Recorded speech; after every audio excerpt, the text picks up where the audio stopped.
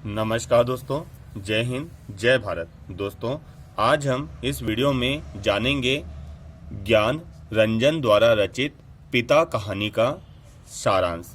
बहुत ही सरल शब्दों में जानेंगे दोस्तों। तो हम देखते हैं पिता कहानी का सारांश। इससे संबंधित प्रश्न बीए लिटरेचर की परीक्षाओं में तथा हिंदी एमए की परीक्षाओं में पूछा जाता है दोस्तों। पिता कहानी ज्ञान रंजन द्वारा रचित है। जो पिता कहानी है दोस्तों, इसके रचयिता हैं ज्ञान रंजन।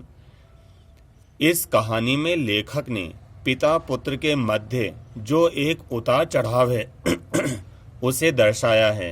यानी कि पिता पुत्र के मध्य जो एक उतार चढ़ाव होता है उसे दर्शाया है। दोस्तों, ये पिता पुत्र के मध्य जो एक उतार चढ़ाव होता है ये हर घर में होता है। यानी कि एक पीढ़ी दूसरी पीढ़ी को समझ नहीं पाती है, ठीक है ना, और दूसरी पीढ़ी पहली पीढ़ी को नहीं समझ पाती है। उसी को यहाँ पर दर्शाया गया है। कहानी में पिता अपने पुत्र की पीढ़ी से तालमेल नहीं बैठा पाते, वहीं पुत्र अपने पिता की पीढ़ियों को समझ नहीं पाता है। यही हमें हर घर में देखने को मिलता है दोस्तों। कहानी में द्वंद्व को दर्शाया गया है कि पुरानी पीढ़ी और आधुनिक पीढ़ी में विचारों का कितना अंतर है। दोस्तों, जो पुरानी पीढ़ियां हैं वो आधुनिकता के रंग में रंगी हुई नहीं हैं, और जो नई पीढ़ियां हैं वो आधुनिकता के रंग में रंगी हुई हैं। इसलिए इन दोनों पीढ़ियों में तालमेल नहीं बैठ पाता है। पुरानी सोच वाले पिता को आज के माहौल में ढल पाना कितना मुश्किल हो रहा है।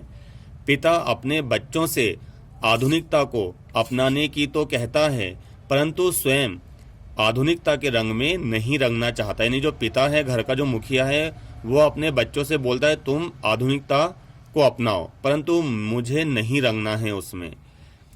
जैसे कहानी में एक पंक्ति में पिता कहता है कि आप लोग जाइए ना भाई, कॉफ़ी हाउस में बैठिए, झूठी शान दिखाने के लिए वेटर को टिप दीजिए, रहमान के यहाँ जाकर 150 रुपए वाले बाल कटाइए ना, मुझे क्यों घसीटते हैं इन सब में।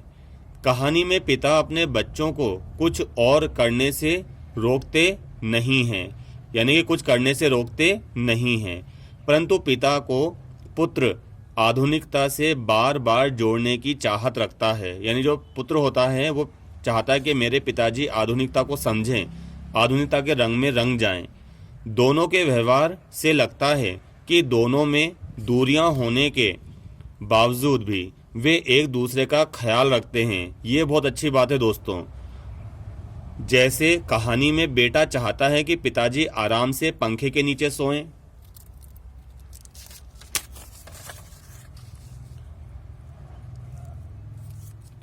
गुसल खाने में शावर में स्नान करें, नाना मतलब नए नए प्रकार के व्यंजनों का रसा स्वाद करें। पिताजी से वो चाहता है कि पिज़्ज़ा खाएं, बर्गर खाएं, ये खाएं, वो खाएं, परंतु ये आधुनिकता के रंग में नहीं रखना चाहते हैं पिता। दिल्ली से लाई गई धोती पहने, परंतु पिता ये बिल्कुल भी नहीं चाहता था। पिताजी तो बच्चों की दुनिया में कोई व्यवधान ना पड़े इसलिए बाहर खाट लगा के सोते हैं। पुत्र पिताजी से बार बार आग्रह करता है, परंतु पिताजी हर बार की तरह उसके आग्रह को ठुकरा देते हैं। उनके मना करने पर भी पुत्र उन पर कभी झल्लाता नहीं है। ये कितनी अच्छी बात है, यानी कि वो मना कर रहे हैं फिर भी वो झल्लाते नहीं है उनके पुत्र। ज्ञान रंजन कहते हैं कि पिता पुत्र एक दूसरे से बहुत प्रेम करते हैं पर जताते कभी नहीं हैं।